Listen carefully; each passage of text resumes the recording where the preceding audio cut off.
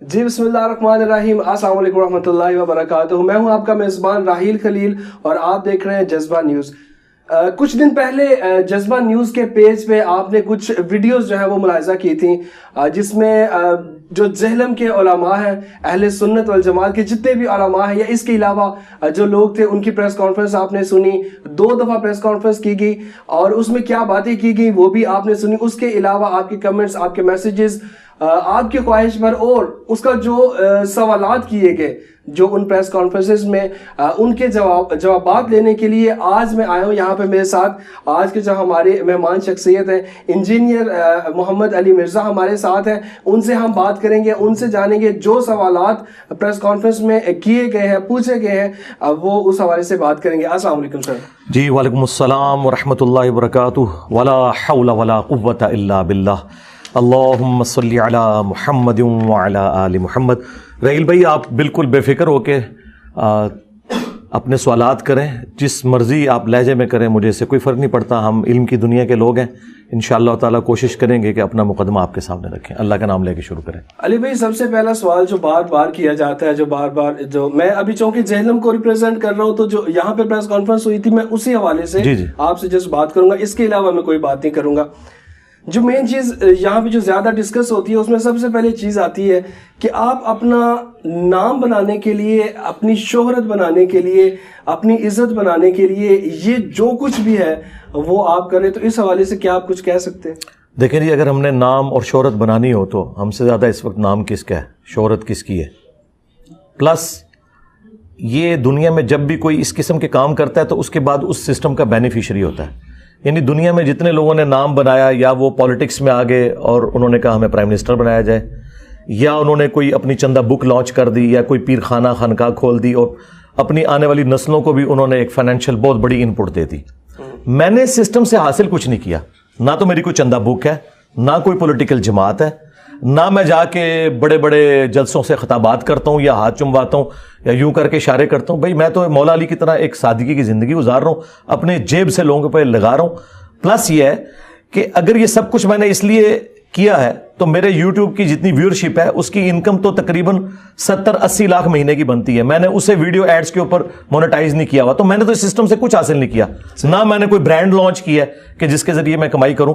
تو جتنے لوگ یہ سوالات کر رہے ہیں نا، ان سے میں صرف یہ ریکویسٹ کروں گا کہ مجھے کسی کیٹیگری میں ڈالنے سے پہلے میری کوئی مثال آپ نے پلانٹ ارتھ پہ دینی ہے کہ تم سے پہلے بھی ایک بندہ اس طرح آیا تھا، اس نے بھی سیم اسی پیٹرن پہ یہ کیا تھا اور وہ دنیا سے چلا گیا یہ کر کے، تو کوئی ایک مثال یہ پیش نہیں کر سکتے۔ مولانا مودودی رحمہ اللہ کے بارے میں یہ بات کرتے تھے، اتنا جھوٹ بولتے تھے، وہ کہتے تھے یہ دعویٰ نبوت کر کے مرے گا۔ آج مودودی صاحب کو فوت ہوئے 40 سے زیادہ سال گزر چکے ہیں۔ کیا اس وقت کے علماء جو ابھی کچھ زندہ ہیں اور ان کی اولادوں نے مولانا مودودی سے معافی مانگی ہے ان کی قبر پہ جا کے کہ ہم نے تم پہ یہ الزام لگایا کہ تم دعویٰ نبوت کر کے مرو گے، اور وہ بغیر دعویٰ نبوت کیے دنیا سے چلے گئے اور دنیا میں اللہ نے ان کا نام روشن کیا؟ یہ تو ہمیشہ علماء کا وتیرہ یہی ہے، یہ ایک دوسرے کے ساتھ بھی یہ کچھ کرتے ہیں، اور سب سے بڑھ کر یہ آپس میں ایک دوسرے کو کافر سمجھتے ہیں۔ میں ان سب کو مسلمان سمجھتا ہوں، ان کے پیچھے نمازیں پڑھتا ہوں، ان کو چندہ دینے کا قائل ہوں۔ میں نے کوئی اپنی مسجد نہیں بنائی، کوئی چندہ بک نہیں بنائی، پھر میرے اوپر اتنا بڑا الزام لگانا، میں فٹ ہی نہیں بیٹھتا اس الزام کے اوپر۔ علی بھائی، ایک اور کویسچن جو ہے وہ بہت زیادہ ریز کیا جاتا ہے، اس کے اوپر بہت زیادہ بات کی جاتی ہے۔ ابھی فی الحال کچھ دن پہلے جو پریس کانفرنس ہوئی، 2 دفعہ ہوئی، اس میں بھی یہ سوال جو ہے وہ ریز کیا گیا کہ آپ سے منسوب یہ بات کی گئی ہے کہ قرآن پاک کے آپ کہتے ہیں کہ 20 جو ہے وہ پارے ہیں، اور اس کی ترتیب جو ہے اس پہ آپ کو بہت زیادہ اعتراض ہے۔ کیا جس کا یہ عقیدہ ہے جی وہ تو کافر ہے۔ اور دوسری بات ہے، میں نے 20 پارے کیوں کہنے ہیں؟ جھوٹ تو 40 پاروں کا مشہور تھا، سنیوں نے شیعہ کے بارے میں کیا تھا، وہ جھوٹ نکلا۔ یہ 20 تراویحوں والی بات تو ہے، 20 پارے تو میں پہلی بار سن رہا ہوں۔ اور میں نے یہ بات کی تھی کہ یہ جو پاروں کی ڈویژن ہے یہ نبی الاسلام نے، صحابہ نے نہیں کی۔ نبی الاسلام کے مبارک زمانے میں صورتیں تھیں 114، اور صحابہ کرام کے زمانے میں جو منازل ہیں وہ رکھی گئیں کہ اگر کوئی ایک ہفتے میں قرآن مکمل کرنا چاہتا ہے تو قرآن کی 7 منازل ہوئیں۔ پھر یہ تابعین کے دور میں جب لوگوں میں سستی آ گئی تو پھر اسے 30 پاروں میں کنورٹ کیا گیا، تاکہ اگر کوئی شخص 1 پارہ روز کا پڑھے تو 1 مہینے میں قرآن کو مکمل کر لے۔ تو یہ میں نے بات کی تھی۔ یہ جو آپ بات کر رہے ہیں یہ تو بات استغفر اللہ، میں نے کیوں یہ کہنا ہے کہ ترتیب نہیں ہے؟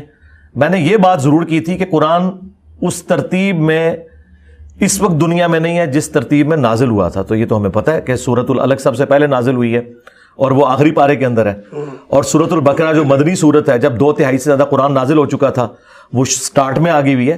تو یہ بات ضرور میں نے کی ہوگی, یہ خود سے جھوٹ میری طرف منسوخ کرتے ہیں. ایک اور بات جو ہے وہ کی گئی, اس حوالے سے بتائے گا کہ عزت رسول, صلی اللہ علیہ وسلم, عزت صحابہ, عزت اہل بیت اور عزت اولیاء, ان پر بہت زیادہ اعتراضات جو ہے وہ اٹھائے گئے ہیں کہ آپ اس میں جو ہے وہ اپنی شان جو ہے وہ بڑھانے کے لیے ان کی شان گھٹا دیتے ہیں. میرا ان کے ساتھ کیا کمپیریزن بنتا ہے بھائی؟ رہ کے جو عزت اولیاء ہے اس پہ بات ہو سکتی ہے, کیونکہ دیوبند کے اولیاء بریلویوں کے نزدیک گستاخ رسول ہیں, بریلویوں کے اولیاء دیوبند کے نزدیک مشرک ہیں.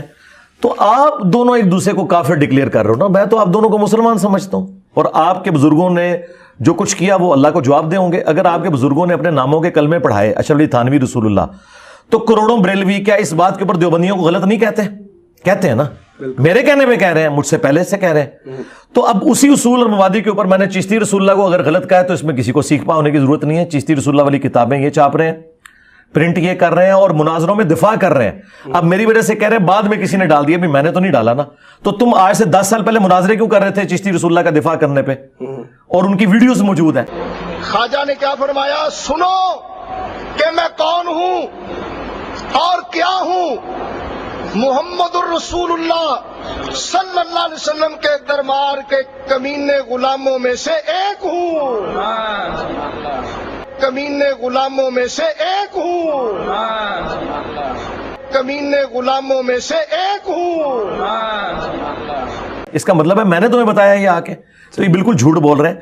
باقی رہ گیا اللہ کی عزت, رسول کی عزت اور صحابہ اور اہل بیت کی عزت. ہم سے پہلے کسی نے یہ عزت کی ہی نہیں ہے, یہ صرف اپنے بزرگوں کے حوالے دیتے تھے. ہم نے پہلی دفعہ بتایا کہ اللہ کی کتاب قرآن ہے, نبی علیہ السلام کی کتابیں یہ احادیث کی کتابیں ہیں, ان کے پیچھے چلو.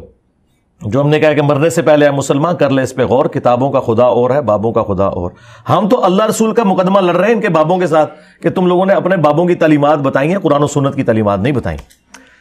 علی بھائی ایک اور بات ہے کہ جو علماء ہے جہلم کے, ان کا یہ کہنا ہے کہ وہ آپ کے پاس آپ سے ملنے کے لیے آئے اور آپ ان سے ملے, لیکن جب انہوں نے آپ سے کہا کہ ہم سے کچھ دینی جو مسائل ہیں جو آپ بات کرتے ہیں اس کے اوپر ڈیبیٹ کر لیں یا ہمیں کچھ چیز بتا دیں کہ ہم آپ سے سیکھ لیں, تو آپ نے کہا کہ مجھے گھر سے پرمیشن نہیں ہے. یہ کب ہوا ہے جی میرے بھائی؟ میں نے تو اس حوالے سے بتائیے گا, کیا وہ آئے تھے آپ کے گھر؟ میرے گھر کس نے آنا ہے میرے بھائی؟ یہ 8 سے 10-12 سال پہلے جب میں گھر میں بیٹھک میں بیٹھ کے 5-6 بندوں کو لے کے دعوت کا کام کرتا تھا, گمنامی کی زندگی گزار رہا تھا, اس وقت اگر کوئی آیا ہو, مجھے تو کوئی یاد نہیں پڑتا, کوئی اگر آیا ہو تو مجھے تو کوئی ایسی بات یاد نہیں پڑتی. آج کی بات کریں, میں تیار ہوں جی بیٹھنے کے لیے, صرف یہ ہے کہ اپنے بڑے کو لانچ کریں. اب یہ ہو ہی نہیں سکتا کہ جسے جیلم کے لوگ بھی نہ جانتے ہوں. میں نے یقین کرے ابھی ایسے علماء دیکھیں جنہیں میں نہیں جانتا جیلم میں ہوتے ہوئے کہ یہ بھی دنیا میں ہے, اور وہ یہ کہہ رہے ہیں ہم انجینئر سے ملے میں. مجھے بتائیں, اگر کوئی مجھے مل کے اس وقت چلا گیا مجھے تو یاد بھی نہیں ہے. اور یہ جو ملنے جلنے والا سلسلہ ہے نا, یہ آج سے 10-12 سال پہلے ہوتا تھا. اگر ہوتا تھا تو کوئی اکا دکا لوگوں سے ملاقات, وہ مجھے یاد بھی نہیں ہے. تو یہ اپنی یادداشت سے پتہ نہیں کیا کچھ انہوں نے مرتب کیا ہوا ہے. باقی اگر آج ملنا ہے تو میں تیار ہوں. بریلویوں نے ملنا ہے تو مفتی منیب صاحب سے ایک ویڈیو بنائیں کہ ہم بریلوی مکتب کی طرف سے نمائندہ ہیں, اور مفتی منیب صاحب کہیں کہ ان علماء کی جیت میری جیت, اور ان کی ہار میری ہار, اور میری ہار میرے فرقے کی ہار ہے. تو آ جائیں. جو بندیوں نے ملنا ہے تو تقی عثمانی صاحب سے, کیونکہ یہ جب خود کہتے ہیں کہ اس نے ایک فرقہ بنایا ہے, جبکہ میں تمہیں مسلمان سمجھ رہا ہوں, میں فرقہ بھی نہیں ہوں, پھر بھی تم زبردستی مجھے یہ کہہ رہے ہو, تو یہ تو ہو نہیں سکتا کہ آسٹریلیا کی کرکٹ ٹیم کا مقابلہ اسرائیل امگیر کی ایک کسی محلے کی ٹیم کے ساتھ ہو. تو اپنا بڑا لانچ کرو نا, بڑے کس دن کام آنے ہیں. اور دیکھیں بڑوں میں سے کسی نے میرے اوپر کوئی فتویٰ نہیں دیا. آپ ذرا سوچیں, مفتی تقی عثمانی صاحب میرے خلاف کیوں نہیں فتویٰ دے رہے, مفتی منیب صاحب کیوں نہیں؟ کیونکہ یہ تو کہتے ہیں 1000 سال میں سب سے بڑا فتنہ ہے. اتنا بڑا فتنہ ہے تو بڑوں کو سامنے آنا چاہیے نا. دیکھیں جب غلام احمد قادیانی دجال سامنے آیا تو اس وقت بڑے بڑے علماء آئے, اہل حدیث سے ثناء اللہ امرتسری سامنے آ گئے, بریلویوں سے احمد بریلوی صاحب, پیر میرلی شاہ صاحب, اور لوگ سامنے آئے. اب یہ بڑے کدھر ہیں, کیوں نہیں سامنے آ رہے؟ ان بڑوں کو پتا ہے کہ انجینئر صحیح باتیں کر رہے ہیں, اور وہ سامنے اس لیے نہیں آ رہے کہ وہ کہہ رہے ہیں کہ اگر تھوڑی بہت عزت ہے ہمارے فرقے کی بچ جائے, کیونکہ بڑا اگر سامنے آ گیا نا میرے, تو پھر تو بات ہی ختم ہو جائے گی. ابھی چھوٹے بیٹھتے ہیں نا, تو مجھے تو عمر نو بھی مل جائے نا, چھوٹوں کے ساتھ بیٹھوں یہ ختم ہی نہیں ہوں گے. 5 لاکھ علماء تو صرف فضل الرحمان صاحب کے ہاتھ پہ بیعت ہے. ایک سے میں بات کروں گا, دوسرا کہے گا وہ تو ایویں سی میرے نال گل کر, تو 5 لاکھ علماء سے اس سے بہتر یہ ہاتھی کے پاؤں میں سب کا پاؤں اپنا بڑا لاؤ, یہاں اسے کرسی پہ بٹھاؤں گا, میں نیچے زمین پہ قدموں میں بیٹھوں گا, آ کے مجھ سے عقیدہ توحید پہ بات کر لیں, ختم نبوت پہ بات کر لیں, اور یہ بھی آپ کی خواہش پہ, مجھے کوئی خواہش نہیں ہے, میں نے اپنا مقدمہ عوام کی عدالت میں رکھا ہے. اب جب آپ کی عوام آپ کو چھوڑ گئی ہے تو اس میں میرا کیا قصور ہے؟ علی بھائی 2 بس سوال ہیں اور اس کے بعد میں جتنے مرضی کریں. نہیں میں زیادہ, کیونکہ مجھے پتا اور بھی یہاں پہ جی کریں انتظار کر رہے ہیں. تو امام حسن علیہ السلام کے حوالے سے بتائیے گا کہ جو ہم جہلم کے جو علماء ان کا کہنا ہے کہ آپ ان کی شان میں گستاخی کرتے ہیں. استغفر اللہ. مجھ سے پہلے تو یہ سب لوگ بنو امیہ کے بندر بنے ہوئے تھے, اہل بیت کے دشمن تھے, یزید کو رحمت اللہ علیہ کہتے تھے, اور یزید کے والد کی غلطیوں کا دفاع کرتے تھے. میں نے اہل بیت کا مقدمہ آ کے لڑا ہے, غدیر خم کا مقدمہ لڑا ہے, قرآن اور اہل بیت. اللہ کے بندوں آپ یہ بات کر رہے ہو, میں کہتا ہوں جی اس وقت اہل بیت کے سب سے بڑے کسٹوڈین ایران کے لوگ اپنے آپ کو سمجھتے ہیں نا, بالکل, اور ان کے مفتی اعظم خامنائی صاحب ہیں نا, بالکل, خامنائی صاحب بھی اگر فتویٰ دے دیں, میں یہ آپ کے کیمرے میں کہہ رہا ہوں کہ انجینئر صاحب گستاخی اہل بیت ہے, خامنائی صاحب کی عزت خراب ہو جائے گی. مجھے کسی نے گستاخی اہل بیت نہیں ماننا, کیونکہ لوگوں کو پتہ ہے میری آؤٹ پٹ جو ہے اہل بیت کی خدمت کے حوالے سے لوگوں کے سامنے ہے, مجھے تو کسی سے منوانے کی ضرورت نہیں ہے. ان لوگوں کو جنہوں نے یزید کی کارستانیوں کا دفاع کیا, یزید کے والد صاحب کی کارستانیوں کا دفاع کیا, اور میں اس کے مقابلے پہ مولا علی, مولا حسن حسین کا دفاع کر رہا ہوں, مجھے تو کسی سے سرٹیفکیٹ لینے کی ضرورت ہی نہیں ہے. جائیں یہ بات کسی بھی بندے سے منوا کے بتائیں جو مجھے سنتا ہے کہ کیا میں نے مولا حسن علیہ السلام کی کبھی گستاخی کی ہے. نعوذ باللہ من ذالک.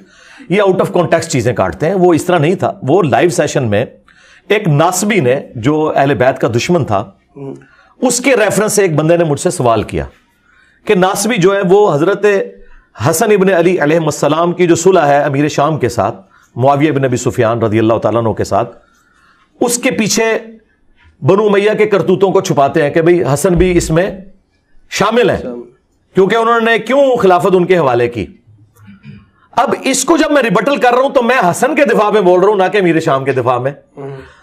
تو انہوں نے اس میں یہ پریزنٹ کیا کہ مولا علی جو ہے یہ لڑاکو تھے, نعوذ باللہ, حسین بھی لڑاکو تھے, نعوذ باللہ, حسن بڑا صلح پسند تھا, اسی لیے اس نے امیر شام سے صلح کی. تو میں نے پھر اس کو ریبٹل کیا تھا کہ ظالموں, امام حسن علیہ السلام کس طرح اپنے باپ سے بغاوت کر سکتے تھے؟ یہ تو میں حسن کا مقدمہ لڑ رہا تھا, اور میں نے بتایا کہ صلح حسن مجبوراً حسن ابن علی نے کی ہے, شوق سے نہیں کی, جس کا ثبوت یہ ہے کہ یہ ظالم لوگ آدھی حدیث بخاری سے پیش کرتے تھے کہ میرا یہ بیٹا سید ہے, اس کی وجہ سے مسلمانوں کے 2 بڑے گروہوں کی صلح ہو جائے گی. اور وہ چونکہ عربی کا لفظ تھا نا, عظیم عربی میں بڑے کو بھی کہتے ہیں اور عظمت والے کو بھی, انہوں نے ترجمہ کر لیا دونوں عظمت والے گروہ. میں نے کہا نہیں, وَلَهُمْ عَذَابٌ عَظِيمٌ کا کیا مطلب ہوگا؟ عظمت والا عذاب ہوگا, نہیں بڑا عذاب. تو یہاں ہے بڑا گروہ. عظمت والا گروہ کیسے ہو سکتا ہے؟ صحیح بخاری کی حدیث ہے 2812, یہ میری بوٹل پہ بھی, تقتلہ الفئۃ الباغیہ یدعوہم الی اللہ ویدعونہ الی النار ویح عمار, افسوس ہے عمار تجھے باغی جماعت قتل کرے گی, تو انہیں اللہ اور جنت کی طرف بلائے گا, وہ جماعت جہنم کی طرف بلائے گی. جس جماعت کو رسول اللہ یہ کہیں کہ یہ جہنم کی طرف بلا رہی ہے, جہنمی نہیں, جہنم کی طرف بلانے والی, مطلب مسلمان بھی ہو سکتا ہے جھوٹ بولنے والا, ہم اسے کہیں گے تم جہنم کی طرف بلا رہے ہو جھوٹ کی دعوت دے کے, جہنمی نہیں کہیں گے, یہ نہیں ہم کہہ سکتے. تو جس جماعت کو نبی الاسلام کہیں کہ یہ جہنم کی طرف بلانے والی جماعت ہے, وہ عظمت والی کہاں سے ہو سکتی ہے؟ تو یہ کہتے تھے حسن نے صلح کی تو وہ میرا یہ بیٹا سید ہے, حضور کہہ رہے ہیں. ہم نے کہا تھا پوری حدیث پڑھو.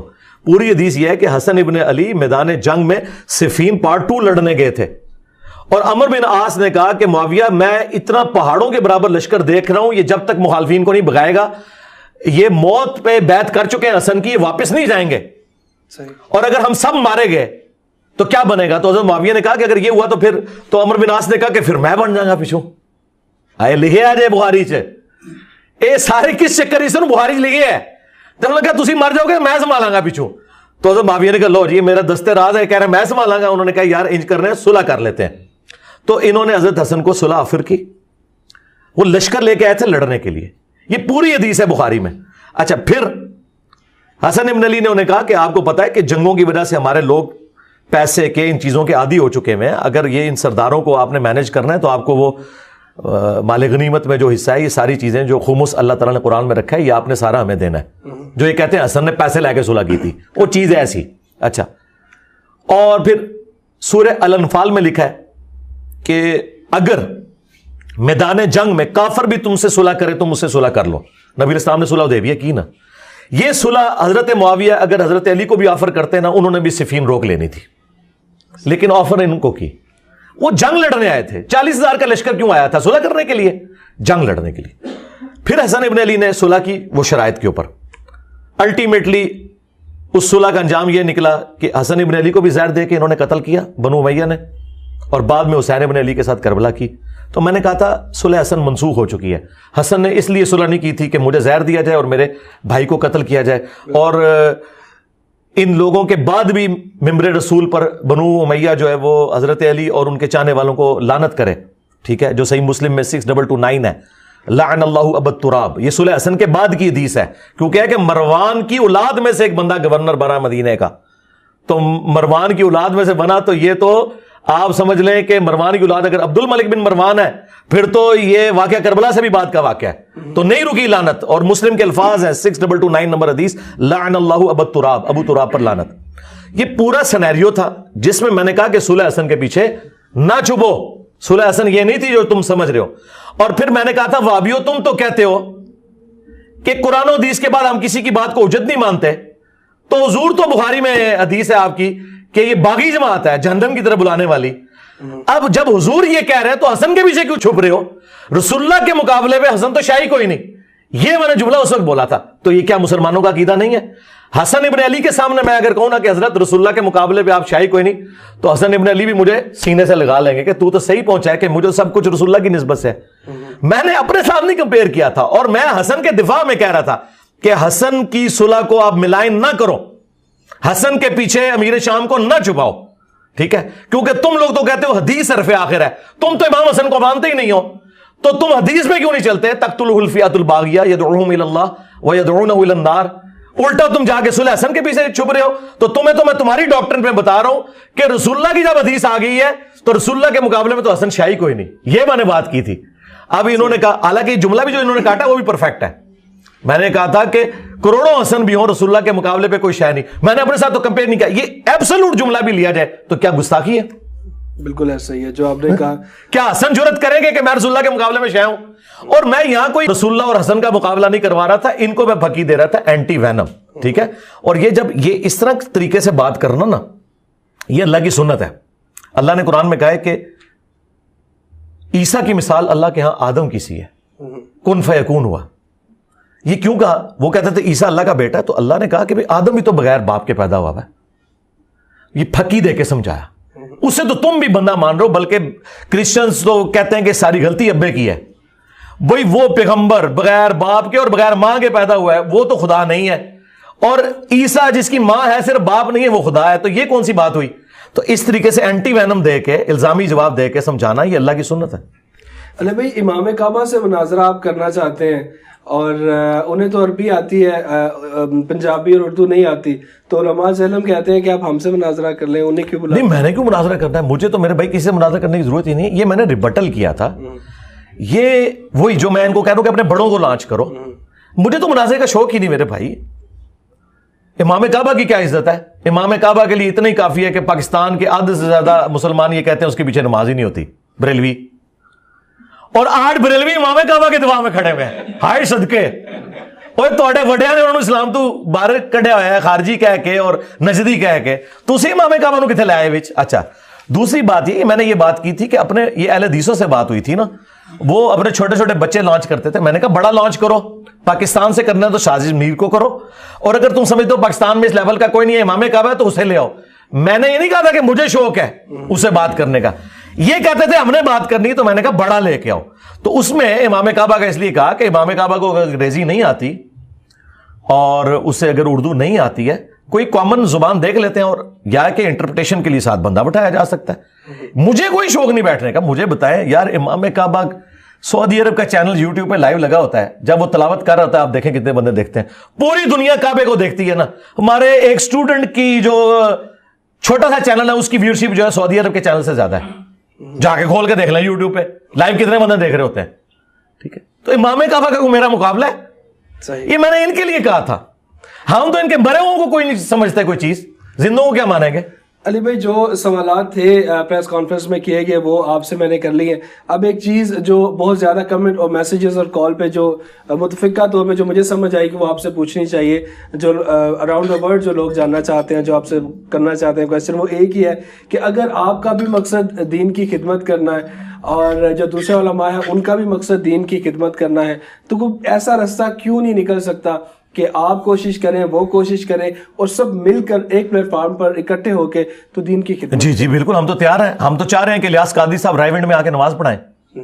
टाइम क़यामत तक जे मौलवियो लाओ इलियास कादरी नु खड़ा करो थे ते तारिक जमील नु मदनी मरकज कराची, पहले आप तो सुलह कर लो, मनु आगे गल्ला कर दो। आप एक दूसरे को काफिर के हैं और मुझे कह रहे हैं मिलके चलो, मैं तो मिलके चल रहा हूं। मेरा सबसे बड़ा सबूत यह है कि मैं इनकी मसाजिद में नमाज पढ़ता हूं, चंदे इन्हें देता हूं, मैंने कोई मस्जिद नहीं बनाई। ये कुत्तों की तरह लड़ते हैं। इस्लामाबाद में बरेलवियों को एक मस्जिद मिल जाए ना, देवबंदी उस वक्त तक टै टै करना बंद नहीं करते जब तक उनको एक प्लॉट ना लाट हो जाए सीडीए की तरफ से। तुम लोग एक दूसरे के पीछे नमाज ना पढ़ो और मुझे बातें करो। मैं बरेलवियों के पीछे भी पढ़ूं, मैं देवबंद के पीछे भी, अहले हदीस के पीछे भी, शिया के पीछे भी। तो सरकार हम तो तैयार है, इत्तेहाद उम्मत तो हमने करवाया है। अल्लाह का शुक्र है मेरी मुखालफत में मौलवी इकट्ठे हो गए और मेरे हक में मौलवियों की अवाम इकट्ठी होगी। इत्तेहाद उम्मत तो हो चुका है, तो बाकी हम तो तैयार हैं। पहले आपस में तो ये सब कुछ करो, हम तो पहले ही तैयार बैठे हुए हैं। हाँ, ये इत्तेहाद उम्मत की आवाज ही हमने बुलंद की है, ठीक है। आप लोग एक दूसरे को काफिर को, एक दूसरे को इस्लाम से बाहर निकालो।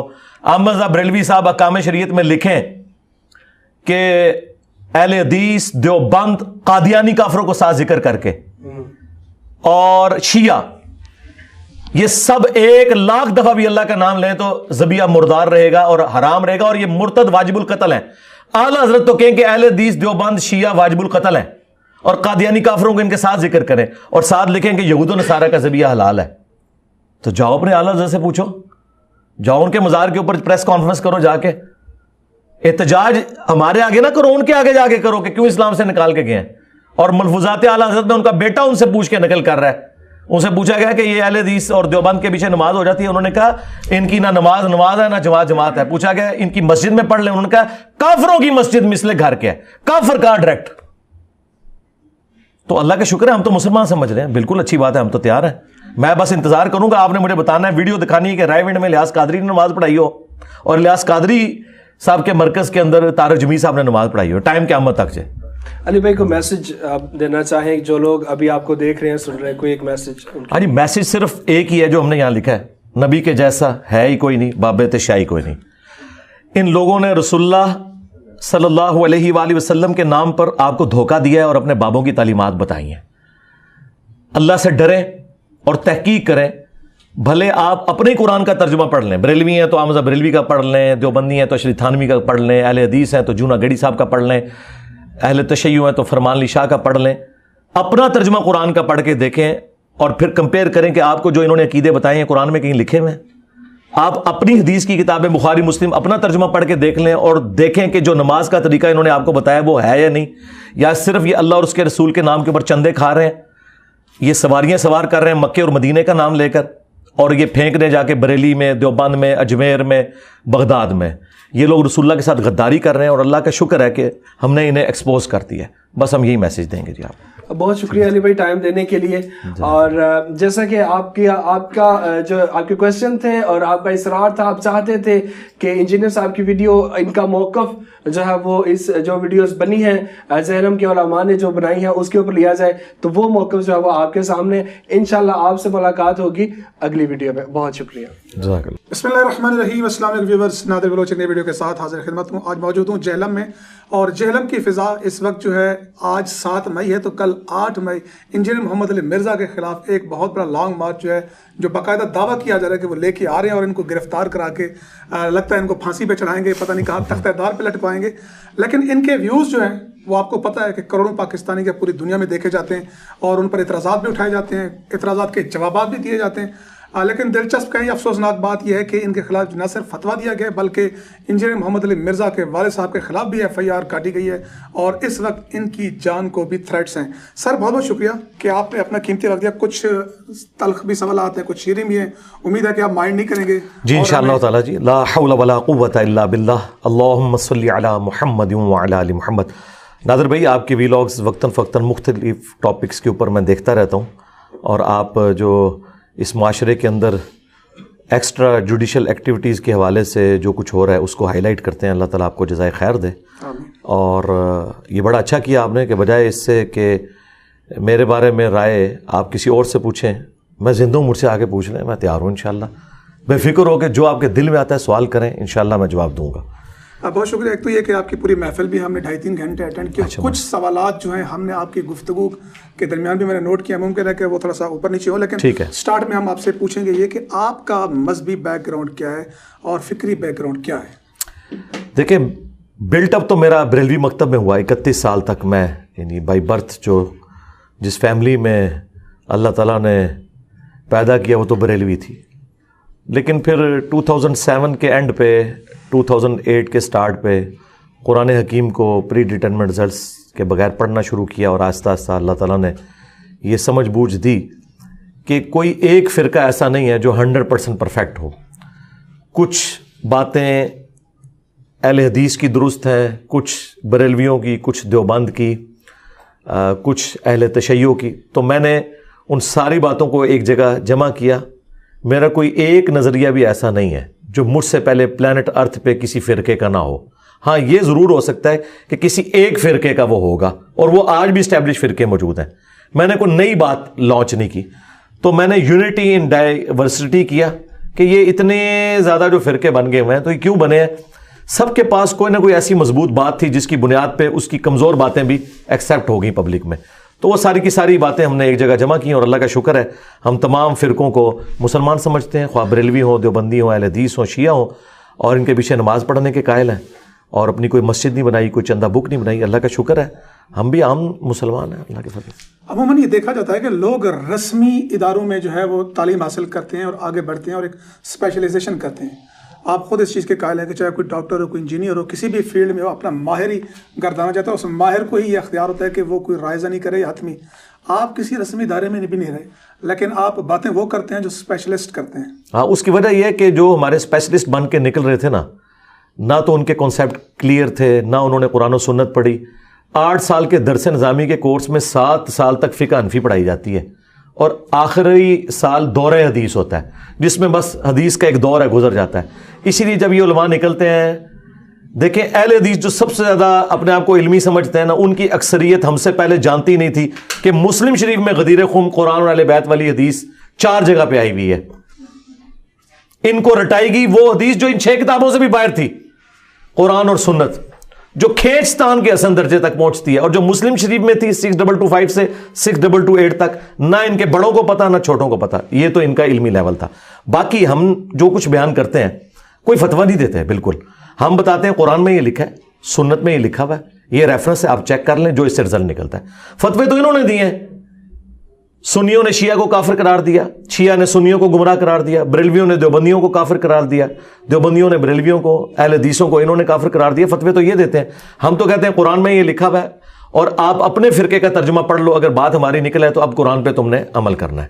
اب یہ نہیں دیکھنا کہ قرآن کے خلاف اب جو کوئی عالم بات کر رہا ہے ہم نے اس کو لے کے چلنا ہے. اور معذرت کے ساتھ دنیا میں تو یہ ہوتا ہے کہ فزکس کا پروفیسر اگر آپ اسے کتاب سے غلطی بتائیں وہ اپنی اصلاح کرتا ہے, لیکن کوئی مولوی ایسا نہیں کہ آپ اسے قرآن سے اس کے بابے کا ترجمہ دکھا کے اس کی غلطی ہائی لائٹ کریں اور وہ مان جائے کہ میں نے غلط کیا ہے. تو اگر یہ حوصلہ جو ایک فزکس اور کیمسٹری کے پروفیسر میں ہمارے علماء میں ہوتا نا تو وہ ایکسیپٹ کر لیتے. آج تک کسی سائنٹسٹ نے کہا ہے کہ یہ مفتی ممبر پہ چڑھ کے یہ کیوں کہتا ہے کہ چاند گرین اس وقت لگتا ہے جبکہ جو زمین ہے وہ سورج اور چاند کے درمیان آ جاتی ہے, تمہاری تو یہ فیلڈ ہی نہیں ہے. ایسا کبھی نہیں ہوا. آپ ایئر کنڈیشن لگانے کے لیے کوئی ماہر بلائیں اور وہ ٹیڑھا لگا رہا ہو اور مفتی صاحب یہ کہیں کہ یار یہ ٹیڑھا لگ رہا ہے, اس پہ ذرا لیول رکھ کے دیکھ لو, وہ آگے سے کہ تیرے کو ڈگری ہے, ڈگری تو میرے پاس ہے. کبھی ایسا نہیں ہوا. یہ مولویوں نے کیوں یہ زوم اپنا نکال لیا؟ واضح حدیث ہے بخاری میں, بلغوا عنی ولو آیا, پہنچا دو میری طرف سے خواہ ایک آیت ہی آتی ہو. اور آخری بات, آپ کو اگر پرائمری اسکول کا بچہ آ کے کہے کہ سر سورۃ البقرہ کی آیت نمبر 279 میں لکھا ہے کہ جو سود کھاتا ہے اللہ اور اس کے رسول کا اعلان جنگ ہے اس کے خلاف, تو آپ اسے کیا کہیں گے کہ تم پہلے جا کے ڈگری لے کے آؤ یا قرآن کھول کے پڑھیں گے؟ قرآن ہی کھول کے پڑھیں گے. اور قرآن میں وہ نکل بھی ہے تب بھی آپ کہیں چونکہ تیرے پاس ڈگری نہیں مولویوں کی, میں قرآن بھی نہیں مانتا, تو آپ ڈگری سے کیا اسلام سے فارغ ہو جائیں گے. اور ہم چاہتے ہیں کہ یا تم مسلمان بنو یا اسلام سے فارغ ہو جاؤ. اسلام کو ایسے منافقین کی ضرورت نہیں ہے جو اپنے کتابوں کے غدار ہوں.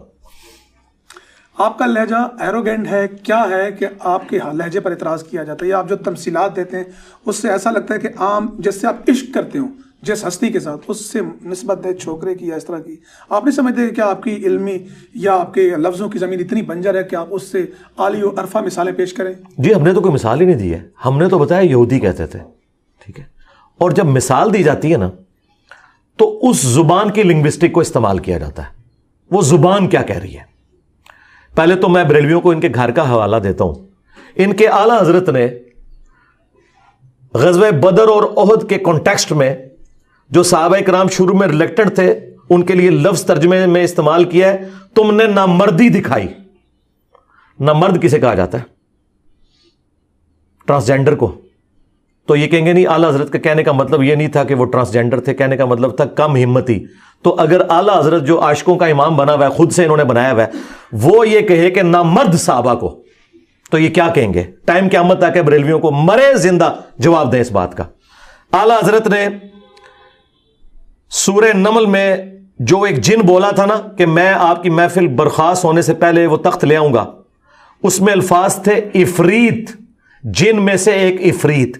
افریت کہتے ہیں عربی میں دیو ہیکل کو. اعلیٰ حضرت نے پتا کیا ترجمہ کیا؟ ایک خبیث جن بولا. تمہارے اعلیٰ حضرت نے ایک صحابی جن کو خبیث کہا ہے. اس کو اردو نہیں آتی تھی, یو پی کا رہنے والا تھا, میں تو پنجابی ہوں, میں جسٹیفائی کروں گا جو کچھ بولوں گا, میں اسے جسٹیفائی کروں گا اللہ کے فضل سے. اردو لنگوسٹک کے اندر جب آپ مخالفین کے اعتراضات کو ایک جگہ جمع کرتے ہیں تو آپ اس کے لیے محاورے کا سہارا لیتے ہیں. اس طرح کے محاورے قرآن کے اندر بھی موجود ہیں. نبی علیہ السلام بعض اوقات صحابہ کرام کو بات کرتے ہوئے کہتے تھے تیری ماں تجھے روئے. اس کا مطلب پتا ہے کہ تو مر جائے اور تیری ماں پیچھے, لیکن یہ محاورتاً اس کا یہ مطلب نہیں ہے, ٹھیک ہے. یہ اگر یہ کریں گے تو میں قرآن و سنت سے ایسی ایسی باتیں کروں گا کہ پھر وہ ایتھیسٹ میرے کلپ کاٹنا شروع کر دیں گے. منو نہ چھیڑو, میں خطرے ناک ہو جاؤں گا. جو عمران خان نے کیا سی, عمران خان تے ہوئے ہیں نا خطرے ناک, میں خطرے ناک ہو جاؤں گا, منو نہ چھیڑنا.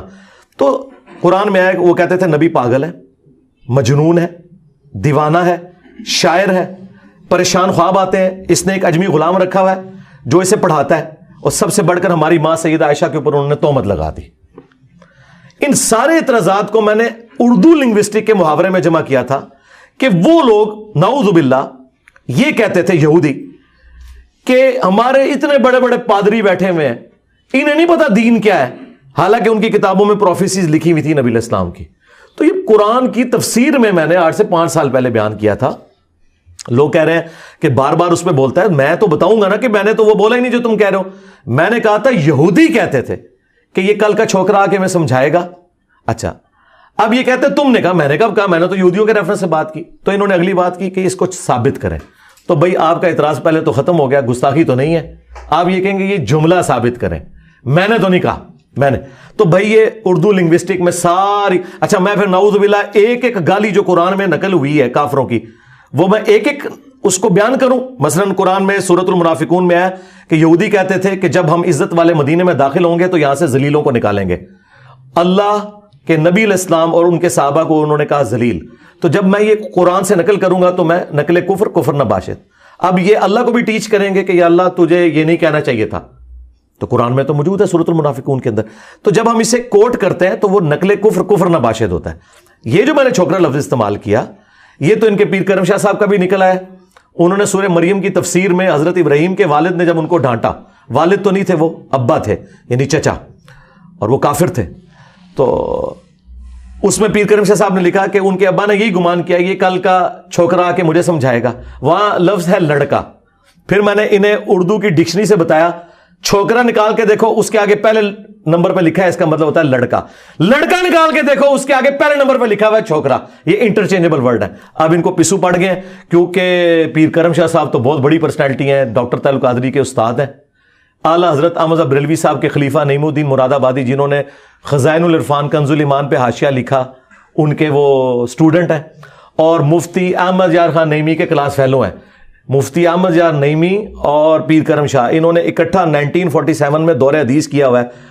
अब इनके पास तो कोई रास्ता नहीं रहा। और सबसे बढ़कर आज वाबी और बरेलवी भाई भाई बने हुए ना, तो सरकार खलीलुर रहमान जो सबसे बड़ा फेस है वाबियों का, उसने तो आगे कहा है कि जब कभी भी कोई पैगंबर अपनी उम्मत में गया है तो सामने बाबों ने यही कहा कि हमने दाढ़ियां धूप में सफेद की हैं। ये कल का छोकरा आके हमें समझाएगा। होना तो चाहिए था 1,24,000 FIR उस पर भी कटवाई जाती। दुनिया में आने वाले हर पैगंबर के साथ उसकी कौम ने जो पहला एतराज किया बुनियादी, वो यही था कि हमारे बाप दादा पागल थे, उन्होंने क्या दाढ़ियां धूप में सफेद की थी? क्या उनको कुछ पता नहीं था? ये कल का छोकरा आकर हमें ये समझाने लगा है दीन। ये कल का छोकरा आकर हमें ये समझाने लगा है दीन। ये कल का छोकरा आकर हमें ये समझाने लगा है दीन। और उसने कोई रुजू नहीं किया, अभी भी नहीं वो करेगा। हमने अपने स्टूडेंट भेजे हैं कि यार चलो, तुम अगर इंजीनियर के हक में नहीं ना बोल सकते, तुम इससे माफी मांग लो कि मुझसे गलती होगी। कहता है कोई गलती नहीं हुई है, मैंने उर्दू लिंग्विस्टिक का मुहावरा बोला है, ठीक है, और वो बिल्कुल ठीक बोल रहा है। तो ये लिंग्विस्टिक के अंदर बात हो रही है, हमने नहीं कहा। यही वजह है भाई, इसके ऊपर पहले भी FIR फारिग हो चुकी है। इन्होंने कटवाई थी आज से 6 महीने पहले, FIA में गई फारिग, और सरकार ये भी फारिग हो चुकी है क्योंकि जेएलएम की जो कोर्ट है उसने जुरिस्डिक्शन अपनी उठा ली है। उन्होंने कहा ये FIA का केस है और FIA के साथ हम राब्ते में, इंशाल्लाह हम उन्हें जवाब देंगे। सबसे पहले तो ये जो क्लिप है ना, इनको ओरिजिनल क्लिप ही नहीं मिलते, ये क्लिपड़ियां छोटी छोटी काटी होती हैं। और पूरे कॉन्टेक्स्ट में बात हुई है, जाए गोरे की अदालत में मुकदमा रखें, वो बता देगा आपको कि किस कॉन्टेक्स्ट में क्या बात हो रही है। ये जानबूझ के ना वो अल्फाज के चुनाव को गुस्ताखी समझते हैं। तो वो मैंने इनको फकी दे दी है कि तुम्हारे आला हजरत ने तो साहबा को लिखा है नामर्द, तुम्हारे आला हजरत ने एक साहबी को लिखा खबीस जिन, ठीक है। और ये मेरा क्लिप आ रहा है, ये तैयार है, आला हजरत के तर्जमे की खूबियां और खामियां, मैंने खूबियां भी बताई हैं, लेकिन हमने कभी किसी की तकफीर नहीं की है। तो ये सिर्फ बातें पकड़ते हैं। और मुझे बताएं, क्या ये आर्ट से मुझे एक्सेप्ट नहीं कर रहे? इन्होंने पिछले 13-14 साल में मेरे साथ क्या कुछ नहीं किया। ये तो सोशल मीडिया की वजह से आम हो गया ना। आप कह रहे हैं ये आ जाएंगे, 22 करोड़ की वाम में 19 अप्रैल को 22 बंदा नहीं इकट्ठा हुआ, और वो सारे किराए के लग रहे थे जो आए हुए थे किसी मदरसे के स्टूडेंट, और जेएलएम की 15 लाख से ज्यादा आबादी है, ठीक है। इकट्ठे भी हो जाए हमें कोई फर्क नहीं है। और दूसरी बात मुझे ये बताइए कि ये लोग जो इतने बड़े बड़े दावे कर रहे हैं, आपस में एक दूसरे को काफिर डिक्लेयर किया हुआ है इन्होंने, और आपस में बैठने के लिए इल्मी इख्तिलाफ कर रहे हैं। मेरे साथ भी इल्मी इख्तिलाफ करें, अपना पॉइंट ऑफ व्यू रखें, मैं जवाब दूंगा। ये गुस्ताखी, वाजिबुल कत्ल, ये हरकतें क्यों करते हैं? इससे क्या निकालना है इन्होंने? मेरा तो कुछ नहीं बिगड़ना। इनकी अपनी क्रेडिबिलिटी ये है कि एक दिन पहले ये कह रहे होते हैं आर्मी चीफ को कत्ल कर दो, ठीक है जी, वजीर आजम को कत्ल कर दो, उनके खानसामे उनको जहर दे दें, चीफ जस्टिस को उसका खानसामा जहर, और अगले दिन पर्चा पड़ रहा होता है कि मैं शुगर दा मरीज हाँ, मैं फलाना मजीद हाँ। ओ वजन नहीं चुक सकते, क्यों गला कर दो? इंजीनियर जो बोलता है अल्लाह के फजल से उसका वजन उठाता है, क्योंकि मैं खैरात के टुकड़ों पे नहीं पला हुआ, अपनी जेब से लोगों को खिलाता हूं, तुम्हारी तरह चंदों पे नहीं पला हुआ। तो जिसने आना है वो अपना शौक पूरा करे, वो जाने और इंतजामिया जाने, मेरा क्या लेना देना? मैंने को मलेशिया भर्ती की हुई है, ले आए जितने मर्जी बंदे, इसका मामला पुलिस के साथ है, मेरे साथ तो लेना देना नहीं। मेरा केस FIA में, मैं उनको खुद जवाब दूंगा इंशाल्लाह। 5 लाख रुपए इनाम रखा हुआ है। 5 लाख तो भाई ये मेरी एक जुल्फ की कीमत नहीं बनती। हाँ 5 लाख। ये बताएं कि इंजीनियर मोहम्मद अली मिर्जा 14-15 साल से जो काम करें, कभी उन्होंने रिजू किया हो अपनी बात पे, गलती तस्लीम बेशुमार दफा मुतवज्जे किया हो आपको? जी बेशुमार दफा। उसका एलानिया अभी कोई कहा? बेशुमार दफा मेरी ही वीडियो है इंजीनियर के 5 रुजू, किसी और आलिम ने अपना रुजू कभी रिकॉर्ड नहीं करवाया, ठीक है। लेकिन याद रखिएगा, रुजू गलती पे होगा, जो गलती नहीं है उस पर रुजू करने का मतलब पता क्या है? आप अपने आप को गुस्ताख डिक्लेयर कर रहे हैं। मेरे लिए को मसला है किसी बात के ऊपर रुजू करना? रुजू तब करूंगा जब गलती साबित होगी, वरना अगर आप ये करेंगे तो फिर क्या अल्लाह रुजू रिकॉर्ड कराएगा इस बात के ऊपर कि जब हम इज्जत वाले दाखिल होंगे तो मदीने से इन जलीलों को निकालेंगे? अल्लाह ताला ने जो नबी इस्लाम उनके सहाबा को जलील कहा यहूदियों के रेफरेंस से, तो क्या अल्लाह रुजू रिकॉर्ड करवाएगा? अच्छा ये कहते हैं जी अल्लाह कह सकता है, आप नहीं कह सकते। अस्तगफिरुल्लाह, लानत है तुम्हारे अकीदे के ऊपर। क्या अल्लाह अपने नबी की तौहीन करेगा? होश के नाखून लो, क्या बात कर रहे हो? अल्लाह ने साथ ही कहा कि इज्जत तो अल्लाह, उसके रसूल और अहले ईमान के लिए। तो कोई हमें आर नहीं रुजू कर। मैंने रुजू किया, मैं आपको बताता हूं अपने रुजू। سب سے بڑا میرا رجوع ابھی حالیہ ہی ہوا ہے. پہلے میں کہتا تھا مزارات پہ نہ جایا کریں, صرف قبروں پہ جائیں, کیونکہ مسلم میں حدیث ہے قبروں پہ جاؤ تاکہ آخرت کی یاد آئے. اب میں نے رجوع کیا ہے کہ آپ مزاروں پہ بھی جائیں, صرف اعلانیہ وہاں دعا کریں کہ اے اللہ جو ادھر بابا دفن ہے اس کے چھوٹے بڑے اگلے پچھلے جو یہ چھپ کے کرتا رہا, جو سب کے سامنے کرتا رہا, وہ گناہ معاف کر دے. اے اللہ اس بزرگ کی قبر میں کیڑے نہ پڑیں, اے اللہ اس کے اوپر گنجا سام مسلط نہ ہو. ٹھیک ہے, یہ ساری دعائیں کریں, داتا دربار پہ کریں, سلطان بہو کے مزار پہ کریں, اجمیر پہ کریں. میری طرف سے اجازت ہے جائیں مزار کے اوپر. میں پہلے منع کرتا تھا, میں نے رجوع کر لیا. پہلے میرا یہ موقف تھا کہ جو مٹھی کے بعد داڑھی نہیں کاٹتا وہ بہتر ہے. پھر میں نے اپنا رجوع ریکارڈ کروایا, میں تو نہیں کاٹتا, میرے کئی بال مٹھی سے زیادہ ہیں. جو یہ سمجھتا ہے کہ نبی علیہ السلام کی داڑھی مٹھی تھی اس کے لیے مٹھی افضل ہے, اور جو یہ سمجھتا تھا کہ نبی علیہ السلام کی نیچرل مٹھی تھی اور میری نیچرل لمبی ہوگی تو میں اتنی رکھوں گا نہیں کاٹوں گا, اس کے لیے وہ افضل ہے. تو میں نے اس کے اوپر رجوع ریکارڈ کروایا. اس طرح کے بے شمار رجوع ہیں جو میں نے ریکارڈ کروائے ہیں. لیکن جب غلطی ہوگی تو رجوع. ایک حدیث میں نے بخاری کی بیان کی, قرآن میں آیت نازل ہوئی نا کہ یہ اس وقت تک مومن ہی نہیں ہو سکتے جب تک کہ آپ کو ہر فیصلے میں اپنا حاکم نہ مان لیں. اس کا شان نزول بخاری میں لکھا ہوا تھا کہ حضور کے پھوپھی زاد زبیر رضی اللہ تعالیٰ عنہ کا جھگڑا ہوا ایک شخص کے ساتھ. نبی علیہ السلام کے پاس فیصلے کے لیے آیا. نبی علیہ السلام نے حضرت زبیر کے حق میں فیصلہ کیا تو اس نے یہ کہہ دیا کہ یہ اس لیے کیا کہ وہ آپ کے پھوپھی کا لڑکا ہے. تو میں نے یہ بولا کہ وہ منافق تھا. ظاہر ہے کہ یہ منافقانہ ہی ایٹیچیوڈ ہو سکتا ہے.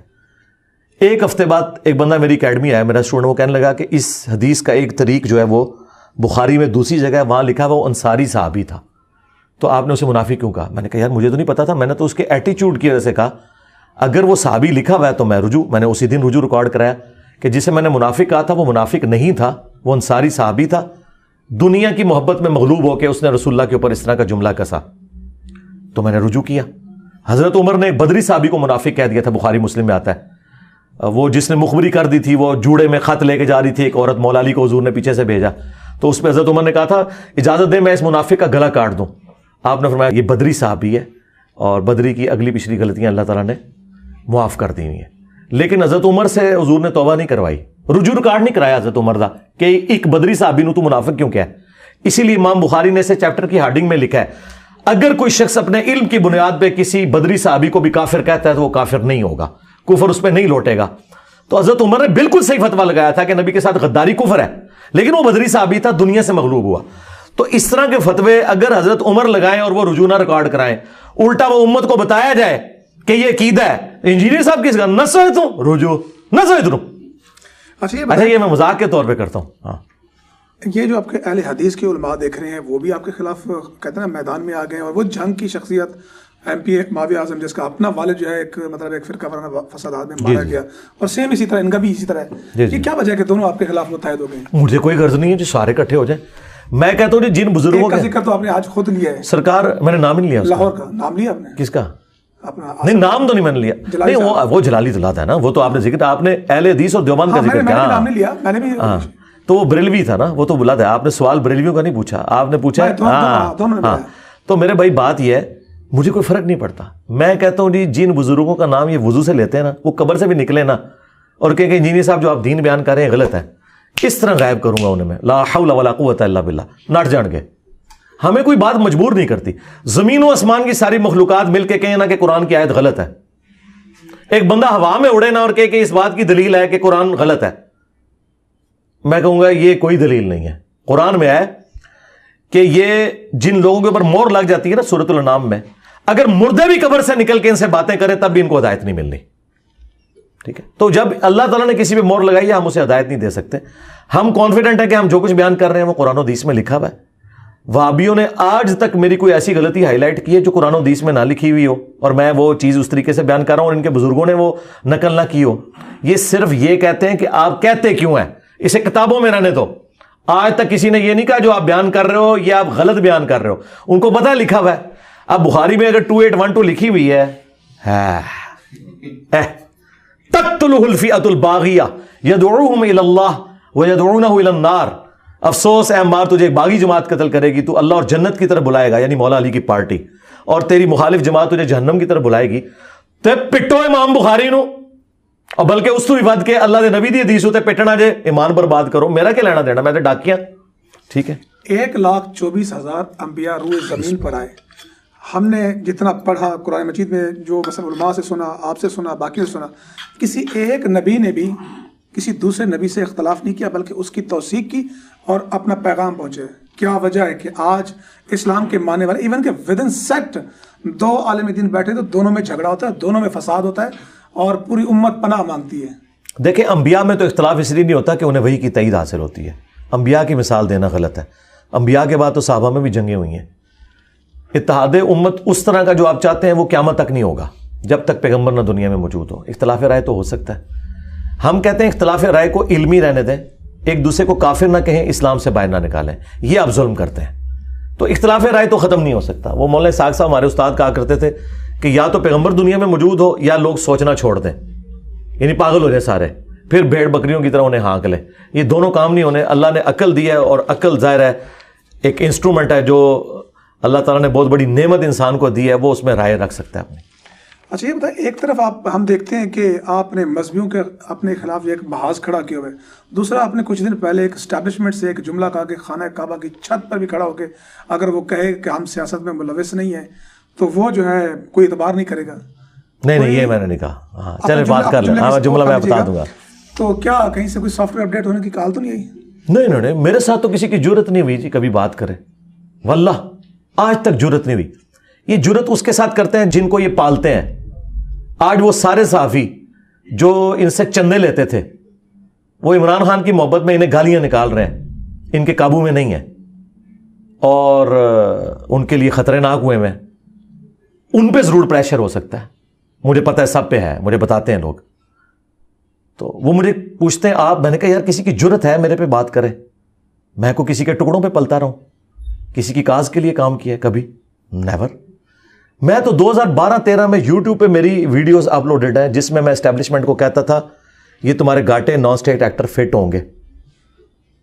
یہ FATF تو بعد میں آیا نا, میں نے تو FATF اسی وقت لانچ کر دی تھی ان کے اوپر. تو آج تو ان کی پالیسی ہے, آج تو ان کو ہم سے کوئی نہیں. اور باقی وہ جو کعبے کی چھت والی بات آپ نے کی, وہ میں نے یہ کہا تھا کہ آپ کے بڑوں نے جتنی غلطیاں کی ہیں, اور آپ کے ایکس آرمی چیف نے آخری تقریر میں کہا کہ ہمیں سب سے زیادہ گالیاں پڑتی ہیں.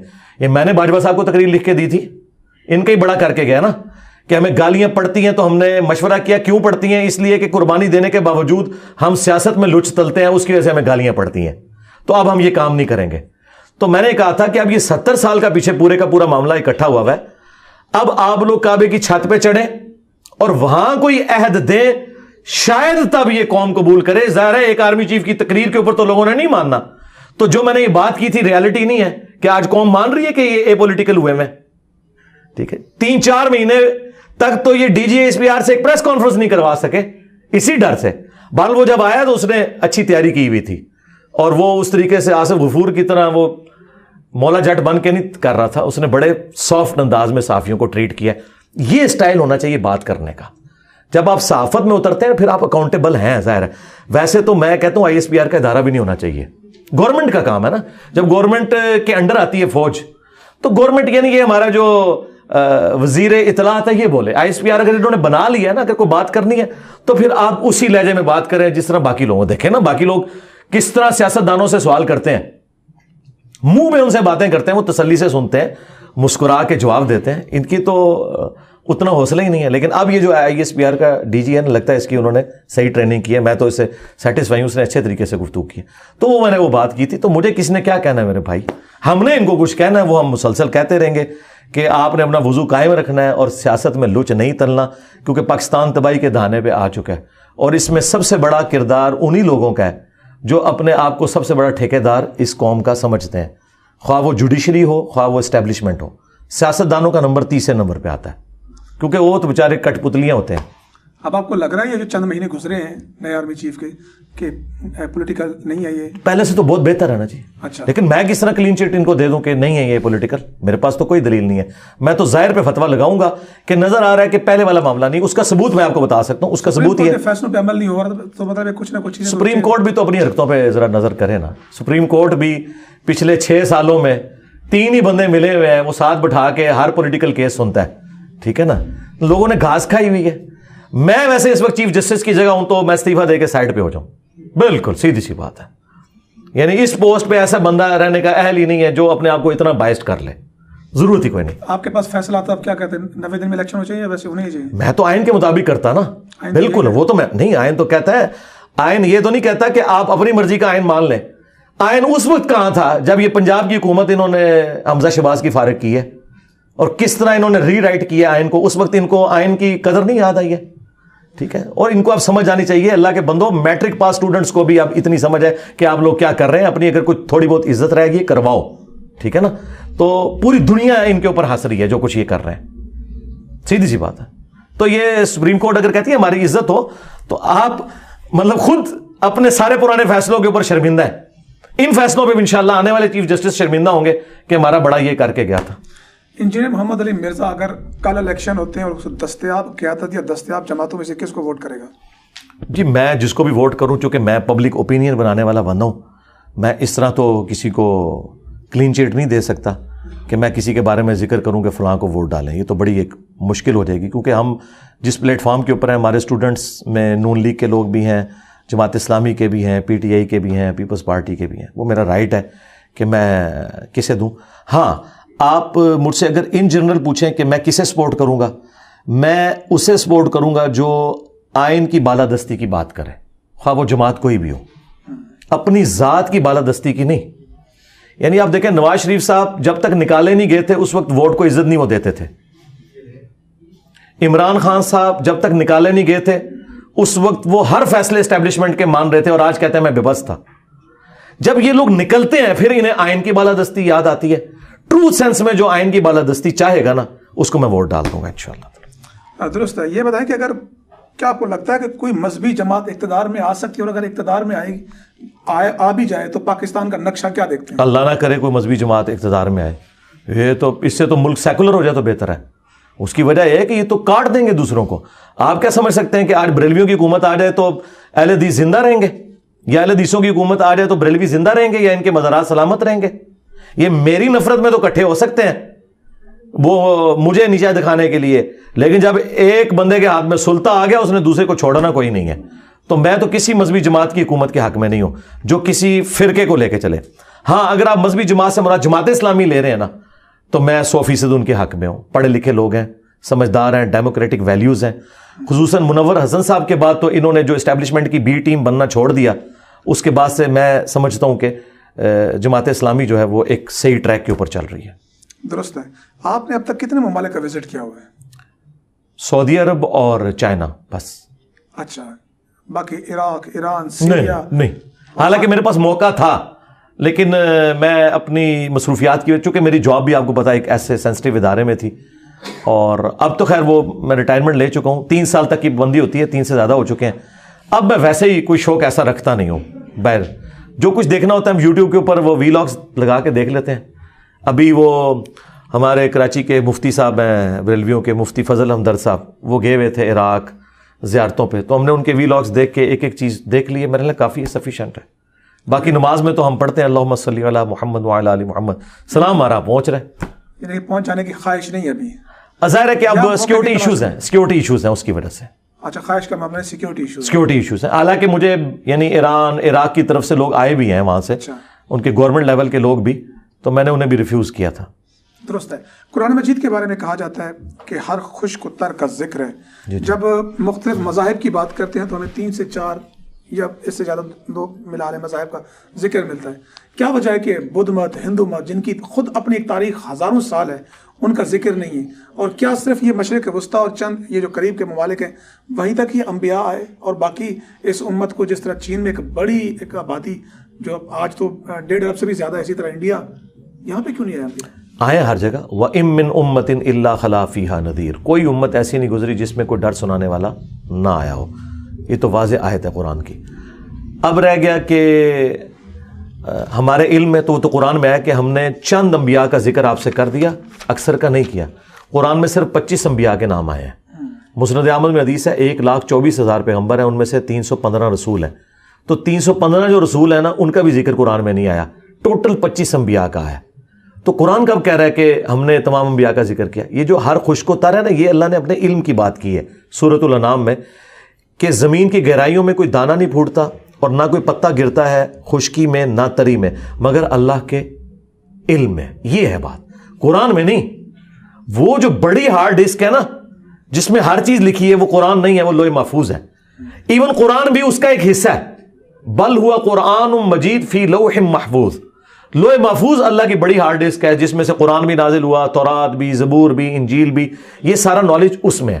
رہ گیا قرآن, تو قرآن ڈاکٹرن میں تمام پیغمبروں کا ذکر کرتا ہے, ان کی تعلیمات کا, اور تمام مذاہب کا بھی ذکر ہے. دیکھیں دنیا میں جو بڑے بڑے اگر مذاہب ہیں آپ ان کو لسٹ ڈاؤن کریں تو ایک خدا کا کانسیپٹ تو سب میں ہے نا, چاہے وہ جیوز ہوں, کرسچنز ہوں, مسلمز ہوں, تو اس کا بھی ذکر قرآن میں موجود. دوسرا جو یہ بت پرستی کا مذہب ہے, بتوں کی پرستش, اس حوالے سے بھی ڈسکشن موجود ہے. تیسرا اگر کوئی کہہ سکتے ہیں ایتھیسٹ, ڈینائل آف گاڈ, ان کے جوابات بھی قرآن میں دیے گئے ہیں. چوتھا یہ کہ خدا کو تو مانتے ہیں لیکن آخرت کا انکار کرتے ہیں کہ آخرت کوئی نہیں ہونے والی. تو ڈاکٹرن میں یہ چار بڑے بڑے مذاہب جو دنیا میں ہیں, اگر آپ لسٹ ڈاؤن کریں گے نا تو دنیا کا ہر مذہب کسی نہ کسی کیٹیگری میں فال کرے گا. مثلا اگر آپ ہندوؤں کو لیں تو قرآن میں نہ بھی ذکر ہو, بت پرستی والے مذہب میں تو آتا ہے نا. اگر آپ سکھوں کو لیں وہ قرآن میں کہیں فٹ نہ ہو تب بھی اہل کتاب کا جو ایک سلسلہ ہے اس کے اندر تو فال کرتا ہے, کیونکہ وہ ہمارے نبی کو بھی مانتے ہیں, نبی علیہ السلام کو بھی وہ اوتار مانتے ہیں وہ. تو جتنے دنیا میں اس وقت مذاہب ہیں کسی نہ کسی درجے میں وہ جو چار بڑے بڑے اسکول آف تھاٹ آپ کہہ لیں یا مذاہب ان میں فال کرتے ہیں, تو ڈاکٹرن تو قرآن میں موجود ہے. یہ جو جنت کی خوبیاں بیان کی, دودھ, شہد کی نہریں اور حوریں, اہل مغرب کے لیے کیا اٹریکشن ہے اس میں؟ اہل مغرب کے لیے اٹریکشن یہ ہونی چاہیے جو قرآن میں جگہ جگہ لکھا ہوا ہے کہ جنت میں ہر وہ چیز ہے جو تم چاہو گے. تو آپ ایک انجینئر ہونے کی حیثیت سے مجھ سے پوچھیں تو میرے لیے شاید اس سے بھی زیادہ اٹریکشن ان فزیکل لاز کے اوپر ہے جو ابھی تک انسانیت کو سمجھ نہیں آ رہے. دیکھیں آئنسٹائن نہ ہوتا تو ہمیں E=mc² تو سمجھ نہیں آنا تھا نا. آئنسٹائن سے پوچھے تو وہ بھی کئی ایسی باتیں بتائے گا کہ وہ مجھے اللہ ہی بتا سکتا ہے. تو ہم کب کہہ رہے ہیں کہ صرف دودھ, شہد اور اس کے اوپر ہی آنا ہے؟ قرآن بار بار کہہ رہا ہے ہر وہ چیز ہے جو تم چاہو گے, جو دنیا میں آپ کی خواہش پوری نہیں ہوئی وہ اللہ تعالیٰ جنت میں پوری کر دے گا. ایک سائنٹسٹ کے لیے, ایک میتھمیٹیشین کے لیے جو left hand side = right hand side آ جاتا ہے نا 4 صفوں کی کیلکولیشن کر کے, اس کو اس میں وہ ٹیسٹ آتا ہے جو شاید کسی شرابیے کو شراب پینے میں بھی نہ آتا ہو, تو اس کے لیے وہاں پہ وہ ٹیسٹ موجود ہوگا. ہر چیز ہے جو آپ چاہیں گے. درست ہے. یہ جو اللہ کے احکامات پر عمل درآمد کرانے کے لیے جہنم کا خوف, سانپ, بچھو اور یہ کڑائی میں ڈال دیے جاؤ گے, جی جی جی, کیا اللہ کے احکامات کی حقانیت واضح کرنے کچھ اور نہیں ہے ہمارے پاس؟ نہیں, اس کے بغیر تو قبلہ درست ہی نہیں ہوگا. اس کی وجہ ہے کہ آج آپ دیکھ لیں, آج اگر مسلمانوں کو بھی اناؤنسمنٹ کی جائے نا کہ آخرت میں کوئی عذاب نہیں, جو مرضی کرو, تو مجھے پھر آپ مسجد میں کوئی جمعے کی نماز بھی پڑھوا کے بتائیں. یہ وہی تلوار تو لٹک رہی ہے ہمارے اوپر, موت کی تلوار. دیکھیں ہم اللہ کو رسپانس کیوں کرتے ہیں؟ اس لیے کہ ہم نے مرنا ہے. اگر ہم نے مرنا نہ ہو, بیمار ہم نہ ہو, ہم پہ بدحالی نہ آئے اور بڑھاپا نہ آئے, یہ 4 چیزیں نہ آئے, خدا ہماری ضرورت ہی نہیں ہے. آپ خود انالیسس کر کے دیکھ لیں. اگر ہم نے مرنا نہ ہو, بدحالی ہم پہ نہ آئے, بڑھاپا نہ ہم پہ آئے, تو سرکار جنت میں کیا ہے جا کے کرنا ہے؟ دنیا ہی جنت ہے ہمارے لیے, اور دنیا جنت کا پروٹوٹائپ ہے. دنیا میں اللہ تعالیٰ نے عورتیں رکھی ہیں اور آخرت میں حوریں. ایک دھندلا سا تصور, یہ متشابہات ہیں جو اللہ نے کہا نا, متشابہات ہیں, ملتی جلتی ریزیمبلنس, ورنہ وہ چیز اور یہ چیز اور, لیکن ایک دھندلا سا تصور آ جاتا ہے. تو سرکار جنت میں جاتے ہی آپ کو یہ 4 چیزیں مل جائیں گی جو بخاری مسلم میں ہے کہ نہ موت آئے گی, اور نہ تم بدحال ہوگے, اور نہ بڑھاپا آئے گا, اور سب سے بڑھ کر اللہ تم سے کبھی ناراض نہیں ہوگا. تو یہ جو کمزوریاں ہمارے ساتھ لگی ہوئی ہیں نا, اسی کی وجہ سے ہم اللہ تعالیٰ کو رسپانس کرتے ہیں. یہ صرف جذباتی بات ہے کہ جی وہ آپ اللہ کی محبت میں اللہ کو رسپانس کریں, اور یہ باتیں مولا علی کو تو جچتی ہیں, ٹھیک ہے, جو خوف خدا رکھنے والے تھے. باقی ساری یہ شاعرانہ باتیں ہیں, اس طرح نہیں ہوتا. اور نہ یہ کہیں قرآن و حدیث کے اندر موجود ہے کہ آپ نے آخرت کا ڈر نہیں سنانا. اور جو لوگ کہتے ہیں نا ہم آخرت کے ڈر کی وجہ سے نہیں کرتے, اللہ کی محبت میں کرتے ہیں, ہم ان سے ایک معصومانہ سوال کرتے ہیں کہ یہ آخرت کا ڈر جو ہے یہ ہمیں ابو جہل نے دیا ہے یا اللہ نے دیا ہے اپنے پیغمبر کے ذریعے؟ اللہ نے دیا ہے. تو جب گاڈ نے دیا ہے تو گاڈ کی کسی چیز کا تو مذاق نہیں اڑایا جا سکتا کہ قبر میں بچھو آئیں گے, یہ ہوگا. یہ خدا نے بتایا نا کہ اکاؤنٹیبل ہو, اور اللہ کو پتا تھا کہ انسانیت قابو ہی آئے گی تھریٹ کی وجہ سے. تو دنیا نے آج لرن نہیں کیا, ट्रैफिक जो कवानीन है इनकी सजा इन्होंने मॉरल क्यों नहीं रख दी हुई? रखे ना मॉरल। क्या करते हैं? फाइनेंशियल पेनल्टी डालते हैं, 2-3 बार हो जाए लाइसेंस ही कैंसिल हो जाएगा, आप गाड़ी चलाने के काबिल नहीं रहेंगे। तो दुनिया ने तो मान लिया है कि सजा के बगैर किसी का किबला दुरुस्त नहीं रहता। ये तो हमारी इंस्टिंक्ट के अंदर है।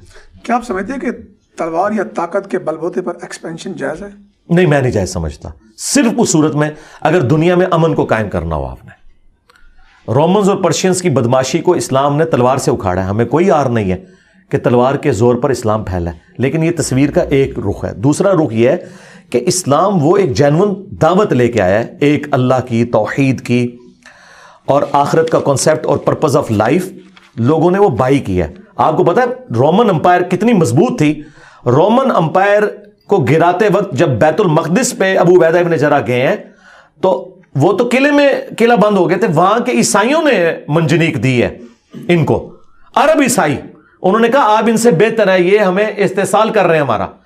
तो मुसलमान जो सहाबा थे उनको ये जचता था कि वो कहते कि तुम अपनी हुकूमतें खत्म करके हमारे हवाले करो, हम अमन का निजाम करेंगे। आज किसी भी मुस्लिम मुल्क को यह ज़ेब ही नहीं देता कि वो यूरोप और अमेरिका की जिंदगी बर्बाद करे जो हमसे बेहतर जिंदगी गुजार रहे हैं, जब तक ये अमन यहां कायम नहीं करते। Not at all. इनको कहां से हक पहुंचता है? ये लोग अपनी याशियां करते रहे और आज ये कह रहे हैं कि मिसालें देते हैं जी एक्सपेंशन करनी है। एक्सपेंशन का राइट उनको है। यानी अगर अमेरिका की हुकूमत मेरे पास हो और मैं वहां पे अमन कायम कर लूं तो फिर अमेरिका को राइट है कि वो पाकिस्तान को कहे कि बंदे का बच्चा बन, जुल्म का निजाम खत्म करो, जुडिशरी को अपनी ठीक करो। तनख्वाहें ले रहे हो 15-15 लाख और केसेस पड़े हुए हैं लाखों के साथ से, किस चीज की तनख्वाहें ले रहे हो? ठीक है, इंसाफ में तुम आखिरी नंबर पे आ रहे हो, फिर ये जजता है। लेकिन अगर हमारे पास कुछ भी नहीं है, सरकार शुक्र करे कि आपसे कोई मुल्क नहीं आगे लेता। मुझसे अगले दिन भाई पूछ रहे थे कि अगर अंग्रेज ना जाते 1947 में तो क्या होना था? मैंने कहा हम बुलेट ट्रेन में आज सफर कर रहे होते, मुझे इस्लामाबाद में अपना घर बनाने की जरूरत ही नहीं थी, मैं रोजाना इस्लामाबाद अपनी जॉब पे जाता। ये होना था। दोस्तों ये बताएं कि जो सऊदी अरब में हालिया तब्दीलियाँ आई हैं, अभी मैं 2 दिन पहले एक स्टोरी पढ़ रहा था CNN के ऊपर, वहाँ पर इवन के ट्रांसजेंडर और बाकी जो हम जैसे प्रस्त हैं उनको भी अलाउ हो गया कि वो आ सकते हैं, ट्रैवल कर सकते हैं। ये जो तब्दीलियाँ सैनमा और आपने देखा, कैसी देख रहे हैं? क्या शरीयत को खैर बात कह दिया गया है? मेरे ख्याल मोहम्मद बिन सलमान बहुत बड़ी नेमत है सऊदीया के लिए। हाँ जी, कि मुतव्वों से मौलवियों से जान छुड़ाई है, क्योंकि ये दूसरे से जीने का हक छीनते हैं। ये जो छोटी छोटी कमजोरियां ना ये ओवरकम हो सकती हैं, लेकिन वो जो बड़ा मसला है ना कि आप डिक्टेटरशिप करते हो, लोगों से उनके जीने का हक छीन लेते हो, लोगों की मईशत बर्बाद करके रख देते हो। आज मोहम्मद बिन सलमान अगर वो एक्टिविटीज परफॉर्म ना करे तो सऊदीया के पास तेल कितना रह गया? ये तो भूखे मरेंगे। तेल निकलने से पहले 1000 साल तक सऊदीया के लोग हाजियों के काफिले लूटा करते थे। किधर के इतने बुजुर्ग? सारे बुजुर्गों ने हज किया ना, तेल क्यों नहीं दरियाफ्त हुआ बुजुर्गों से? सोचने की बात है ना। सर एडवन ने दरियाफ्त किया ना 1853 में, वो पहला पेंसिल्वेनिया में जो कुआं निकला है, बमुश्किल 200-250 साल। उससे पहले तो किसी बुजुर्ग को, ये बुजुर्ग सारे मक्के मदीने जाते थे, इन्हें तेल क्यों नहीं था वहां नजर आता? ये तो कहते हैं हम 7 जमीनों के नीचे देख लेते हैं, आसमानों के ऊपर देख लेते हैं। अंग्रेजों ने चगे ला के रख छड़े ने, तेल नहीं निकला।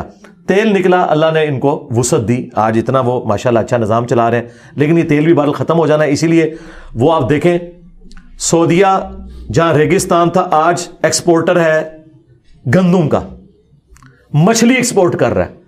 अंदाजा करें समुद्रों में उन्होंने मछलियां पाली हुई हैं, लादा से नहीं स्विमिंग पूल। आप जरा डॉक्यूमेंट्रीज देखें क्या कुछ हो गया। और इसमें सिर्फ मोहम्मद बिन सलमान नहीं, काफी सालों से उन्होंने शुरू किया हुआ था, रह गया। ये जो आप चंद एक कमजोरियां कह रहे हैं ना जो है, इसको तो हम कंडेम करते हैं, बिल्कुल डंके की चोट पे करते हैं। और ये बात मोहम्मद बिन सलमान को भी पता है, क्या हमारे हुक्मरानों को नहीं पता? मुझे बताएं, इमरान खान साहब जो तकरीरें करते हैं, कोई मौलवी उस तरह की तकरीर कर सकता है? लेकिन इमरान खान के जलसों में क्या हो रहा होता है? तारिक जमील साहब को साथ बैठा के कह रहे हैं सबसे बड़ा फितना बेहयाई है। तो मुझे बताएं किन के जलसों में सबसे ज्यादा बेहयाई होती है? PTI के। अब खान साहब की डॉक्ट्रिन और है, प्रैक्टिकली कुछ और कर रहे हैं। क्यों? आप उनसे लहदगी पूछे, वो कहेंगे यार मजबूरी है, ये भी सिलसिला चल रहा है, गलत है। तो मैं मोहम्मद बिन सलमान के बारे में भी मानता हूं 5 वक्त का नमाजी है, कुरान का उसको नॉलेज है, हदीस का उससे नॉलेज है, अच्छा खासा नॉलेज है, और उसे ये भी समझ आ गई कि ये लड़ाई का फायदा नहीं, ईरान के साथ सुलह कर ली यार, और क्या चीज चाहिए। तो बाकी जो कमजोरियां ना, इसके लिए आप दुआ करें कि अल्लाह ताला ये कमजोरियां भी दूर करते हैं। बहरहाल पहले से सूरत हाल बेहतर है जी। درست ہے. یہ جو میں آیا تو میں نے دیکھا آپ کا درود پاک لکھا ہوا تھا. جی جی. عموماً ہم سنتے ہیں کہ جی لنڈا درود جو ہے ہم اللہ کے رسول کو پسند نہیں ہے. آپ کا ماشاءاللہ کمپلیٹ لکھا ہوا ہے. جی جی. یہ کہاں سے آغاز ہوا ہے اور کیوں مثلا اس کے اوپر اس طرح نہیں ہو پا رہا کہ اس کو باقاعدہ سب جو ہے اس کو مکمل پڑھیں؟ میں سمجھتا ہوں بنو امیہ ہے اس کے پیچھے. اچھا. ہاں ظاہر ہے. اس کی وجہ یہ ہے کہ یہ نماز تک تو رہا پورا درود, اور پھر یہ ایک انہوں نے آدھا درود شروع کر دیا. دیکھیں بخاری میں واضح موجود ہے, ایک صحابی حضور کی خدمت میں حاضر ہوئے, انہوں نے کہا یا رسول اللہ آپ نے ہمیں سلام تو سکھا دیا, السلام علیکہ ایھا النبی, ہم آپ اور آپ کے اہل البیت پر درود کیسے پڑھیں؟ تو آپ نے کہا پڑھو اللہم صلی علی محمد وعلی آل محمد کما صلیت علی ابراہیم آنورڈ. لیکن یہ جو پہلا حصہ ہے نا اس کا, یہ الگ سے یہ بھی حدیث ہے. سنن ابن ماجہ میں ایک صحابی نے پوچھا یا رسول اللہ صلی اللہ علیہ وآلہ وسلم دعا کے حوالے سے, تو آپ نے فرمایا میں تمہیں نصیحت کرتا ہوں کہ مجھ پر درود کو لازم کر لو اور اپنی دعاؤں میں کہا کرو اللہم صلی علی محمد وعلی آل محمد. ٹھیک ہے. یہ جو درود شریف ہے سنن ابن ماجہ میں, سنن نسائی میں, یہ نبی علیہ السلام نے خود تعلیم فرمایا ہے. اتنا حصہ بھی, پورا درود ابراہیمی بھی اتنا بھی.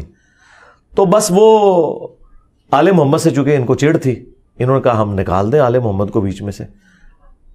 باقی نماز میں تو سارے ہی پڑھتے ہیں جی اللہم صلی علی محمد وعلی آل محمد, اس لیے ہم نے یہ جان بوجھ کے یہاں پورا درود لکھ کے لگایا ہوا ہے. یہ جو عمران خان میں کے دور میں نصاب ایک نصاب اور ایک قوم کے حوالے سے, اور پھر ہم نے دیکھا کہ رسول اللہ صلی اللہ علیہ وسلم کا جہاں بھی نام آیا ہے وہاں پر درود, اور پھر درود کو بھی آگے بھی اضافہ کیا گیا ہے, جو پہلے کم سے کم ہمارے دور میں آج تک ہم کیا اضافہ کیا انہوں نے؟ صلی اللہ علیہ وسلم وآلہ واصحابہ, ہر نہیں اتنا لمبا کرنے کی ضرورت نہیں ہے. صلی اللہ علیہ وآلہ وسلم پہلے سواد بھی لکھا جاتا تھا تو اس کو کنسیڈر کیا, نہیں وہ تو غلط ہے. اب ہر جگہ یعنی کہ ایک مسلم ممالک میں, ایک ملک میں, ابھی کے پی کے میں یہ ہوا ہے کہ وکلاء جو ہیں, جو بھی وکیل بنے گا اس کو لائسنس کے لیے پہلے اپنا بیان حلفی دینا پڑے گا کہ میں مسلمان ہوں, میں قادیانی نہیں ہوں. کیسے دیکھتے ہیں اس کو؟ نہیں تو قادیانیوں سے آپ نے دنیا میں زندہ رہنے کا حق لے لینا ہے. یہ کون سا دین ہے؟ قادیانیوں کو ہم نے کافر ڈکلیئر کر دیا نا. تو اگر اس ملک میں ہندو رہ سکتے ہیں کافر ہوتے ہوئے, کرسچنز رہ سکتے ہیں کافر ہوتے ہوئے, سکھ رہ سکتے ہیں, اور ان کو آپ گردوارے بنا کے دے سکتے ہیں 8-8 ارب روپے کے پاکستانیوں کے ٹیکسوں کے پیسوں سے, قادیانیوں کو زندہ رہنے کا کوئی حق نہیں ہے. کافر ڈکلیئر کر دیا, دیٹس اینف. انہیں بھی زندہ رہنے کا حق دیں. انہوں نے نوکریاں نہیں کرنی. کیا قادیانیوں کی جو فیکٹری ہیں ان کے اندر مسلمان نہیں جاب کر رہے؟ یہ کس ملک کے اندر آپ رہ رہے ہیں؟ کیا پاکستان کے جھنڈے میں وائٹ جو پورشن ہے وہ کافروں کے لیے نہیں ہے؟ یہ کون سا انہوں نے, کیا اللہ تعالیٰ نے حق نہیں دیا ہوا کہ کافر بھی دنیا میں رہیں؟ آخرت کا معاملہ وہ اللہ نے دیکھنا ہے. دنیا میں سب کو رائٹ ہونا چاہیے. میرا خیال ہے کہ یہ تو بڑی عجیب بات ہے اگر وہ کہہ رہے ہیں کہ جی وکالت کے لیے اس چیز کی ضرورت ہے. وکالت کے لیے پنجاب میں پرویز الہی صاحب نے نکاح کے فارم پر بھی ماشاءاللہ وہاں پر آپ ڈکلیئر کریں. نہیں, اندازہ کریں اب اگر ایک قادیانی نے نکاح کرنا ہے تو وہ کیسے نکاح کرے گا؟ وہ نکاح ہی نہیں کر سکتا. ایک سوال ہے نا, وہ نکاح نہیں کر سکتا. تو میرا خیال ہے اب اس طرح اب کر کے نا, میرے خیال ہے ختم نبوت کی کاز کو یہ لوگ نقصان پہنچا رہے ہیں. اتنا اس کا ڈنڈورا پیٹ رہے ہیں کہ انہیں اپنی کمزوری کا احساس ہونا شروع ہو گیا. خوف کیا ویسے؟ خوف جہالت ہے. اور کیا ہے سب سے بڑی اس میں جو ہے نا ان کی فائنانس اٹیچ ہے. ختم نبوت کے نام پہ چندہ بہت ملتا ہے, بہت چندہ ملتا ہے. ختم نبوت کو خطرہ ہے. اگر یہ مخلص ہوتے تو چشتی رسول اللہ, اشرف رسول اللہ کے بھی خلاف بولتے. کبھی دیکھا ہے عالمی مجلس سے ختم نبوت کو میں نے چیلنج دیا ہوا ہے, کبھی بولو اشرف رسول اللہ کے اوپر, نہیں بولیں گے. گاڑیاں انہوں نے اکٹھی کی ہوئی ہیں, چندے انہوں نے اکٹھے کیے ہوئے ہیں. تحریک لبیک کو میں نے کہا میں ٹی ایل پی کو مور لگاؤں گا, میرے لاکھوں سٹوڈنٹ بلکہ ملینز آف سٹوڈنٹ مور لگائیں گے. تم گستاخانہ باتوں سے لانے برات کرو اور چشتی رسول اللہ, اشرف رسول اللہ کے اوپر ویڈیوز ریکارڈ کراؤ اور اسے کنڈیم کرو. میں تمہارے ساتھ ہوں. رکاوٹ کیا ہے؟ کیوں ایسا نہیں؟ رکاوٹ اس لیے ہے کہ بھائی اپنے بابے فارغ ہو رہے ہیں نا. ہاں, چشتی رسول اللہ کا یہ تو کہتے ہیں 90 لاکھ کلمہ پڑھایا ہے, انہوں کلمہ سے نکل آیا. چشتی رسول اللہ اور محمد رسول اللہ سے نکلے ہی نہیں. پھر اس سے بڑی بات ان کو ماننا پڑے گا انجینئر ہمارا مجدد ہے جس نے بتایا, ساڑھے بزرگوں نے تو پتہ ہی نہیں لگا. یہ وجہ ہے. اچھا, اکثر جتنے بھی لوگ ہم سے بات کرتے ہیں جی یہ جو قادیانی ہے یہ اپنے آپ کو پہلے کافر تسلیم کریں پھر شہری حقوق کی بات کریں, جو آپ بات کر رہے تھے, یہ مطالبہ جائز سمجھتے ہیں آپ؟ مجھے یہ بتائیں کیا بریلویوں کے کہنے پہ دیوبندیوں نے اپنے آپ کو کافر تسلیم کر لیے؟ بریلوی تو کہتے ہیں وہ کافر ہے, اعلیٰ حضرت نے لکھا ہے کہ اہل حدیث بھی کافر ہے اور یہ بھی کافر ہے. اعلیٰ حضرت کسے کہتے ہیں؟ احکام شریعت احمد بریلوی صاحب. اچھا, ہاں, انہوں نے لکھا ہے یہ کافر ہے. تو کیا انہوں نے تسلیم کر لیا؟ چھوڑیں, گورنمنٹ کا ایک فیصلہ ہو گیا نا آئین کو فالو کر رہے ہیں نا وہ. اب وہ دوسرے درجے کیا 10ویں درجے کے شہریوں کی زندگی گزار رہے ہیں. ہمارے ملک میں ہندو، کرسچنز اور سکھ آزادانہ گھوم رہے ہیں، لیکن قادیانیوں کی زندگی جو ہے کتنی مشکل ہوئی ہے. سنگل آؤٹ کیا ہوا ہے نا آپ نے ان کو. تو اس کا فائدہ کیا ہوگا؟ آپ ان کی آنے والی نسلوں کو کیا اسلام میں داخل کر سکیں گے؟ ہماری ویڈیوز کی برکت سے سینکڑوں قادیانیوں نے اسلام قبول کیا، کیونکہ ہم نے انہیں دعوت اصلاح دی ہے کہ یار آپ کو یہ دھوکہ لگا ہے. وہ بات یہی کرتے تھے کہ بھئی ان کے بزرگوں نے بھی تو اپنے ناموں کے کلمے پڑھائے ہیں، ان کو آپ کیا کہتے ہیں؟ یہ ادھر جا کے چپ کر جاتے تھے. میں نے کہا وہ بھی پیڑے توڑا بھی پیڑا. کہتے ہیں ہاں یہ بندہ 1 نمبر ہے. 2 نمبری جب تک نہیں چھوڑتے ختم نبوت پہ کام نہیں ہو سکتا. میرا خیال ہے اب آپ نا اپنے فارم پہ لکھوائیں کہ چشتی رسول اللہ کو ماننے والا، چھاپنے والا، اس کے حق میں مناظرے کرنے والا، اشری تھانوی رسول اللہ کو ماننے والا، چھاپنے والا اور اس کے حق میں مناظرے کرنے والا. اب یہ نہیں ہے تب ان کا نکاح ہو. ان کے ساتھ یہ ہونا چاہیے. اور میں ان کو کہہ رہا ہوں اللہ کا شکر ادا کرو کہ 73 میں انجینئر نہیں تھا، ورنہ توڑا پتہ بھی کٹ جانا سی نال ہی. خالی قادیانیاں نہیں سی فارغ ہونا، تسی بھی فارغ ہونا سی، یا تسی اپنے بابیاں نو اعلان برات کر دینا سی. یہ جو بات بات پہ فتوے آ جاتے تکفیر کی اصل بنیاد کیا ہے جس کو ختم کیا جائے تو یہ ملک آگے بڑھ سکتا ہے؟ تکفیر کی بنیاد یہ ہے کہ سب سے پہلے جی مولویوں کو اکٹھا کر کے ویٹیکن سٹی کو بنائے پاکستان کے اندر، اور اس میں ان کو قید کرتے ہیں. اس کے بغیر کوئی چارہ نہیں ہے. یورپ بھی جب تک یرغمال رہا نا مولویوں کے، یعنی اپنے پادریوں کے، اس نے ترقی نہیں کی ہے. ان کو ویٹیکن سٹی میں بٹھائیں، وہاں انٹرنیٹ دے دیں، ان کو ان کی مرضی کی شادیاں کرا دیں، ان کو وہاں پہ V8 لے دیں، اندر گھومتے پھرتے رہیں، پاکستان کو سکون کے ساتھ رہنے دیں. اس کے بغیر کوئی چارہ نہیں ہے. مسجدیں گورنمنٹ اپنے اختیار میں لے لے اور گورنمنٹ ڈیسائیڈ کرے، قرآن و سنت سے تعلیمات بتائی جائے. That's all. جس طرح کہ سرکاری اداروں میں ہوتا ہے. سرکاری اداروں میں تو تقریر بھی نہیں ہوتی جمعے کی. آپ کو پتا ہے ہمارے ٹامی انرجی کے اداروں میں ہزاروں کا مجمع جمعہ پڑھتا ہے، ڈائریکٹ عربی کا خطبہ ہوتا ہے. اردو کا کرنا ہے، لکھا ہوا ہے جیسا سعودیہ میں آتا ہے، ملیشیا میں بھی حکومت کے اندر. جب تک ویٹیکن سٹی نہیں بنتا، اور یہ بھی میں اس لیے ویسے میرے اختیار میں ہو نا تو میں انہیں جنت میں ہی پہنچا دوں ان کے اوپر مقدمے دائر کر کے، لیکن میں ان کے لیے کہہ رہا ہوں کہ ان کے لیے کوئی ایک سٹی بنا دیں، کوئی ناردرن ایریا میں، سارے مولویوں کو وہاں اکٹھا کر کے بھیج دیں. یا دوسرا یہ ہے کہ انہیں بوئنگ 747 پہ بٹھائیں اور پائلٹ کو کہ نیچے اتر جائے اور یہ یا غوث کہہ کے اپنا جہاز لینڈ کروا لیں. سمپل. یا بحری جہاز میں بٹھائیں، یا غوث کے یا عبد القادر جیلانی کے، اور اپنے آپ کو بچا لیں. اس کے بغیر کوئی چارہ نہیں ہے جی. بہت شکریہ انجینئر محمد علی مرزا صاحب. جزاک اللہ خیر. ہم نے تقریباً آپ تو تھک گئے ہیں یار جو ہم نے کیے، اور آپ کی بات سامنے رکھی، اور بہت ساری چیزیں جو ہے جو اگر کوئی سوال رہ گیا ہو تو بعد میں سوال کی صورت میں پیش کر سکتے ہیں. ٹھیک ہے انشاءاللہ. مجھے اور انجینئر محمد علی مرزا صاحب کو اجازت دیجیے. اللہ حافظ. جزاک اللہ جی.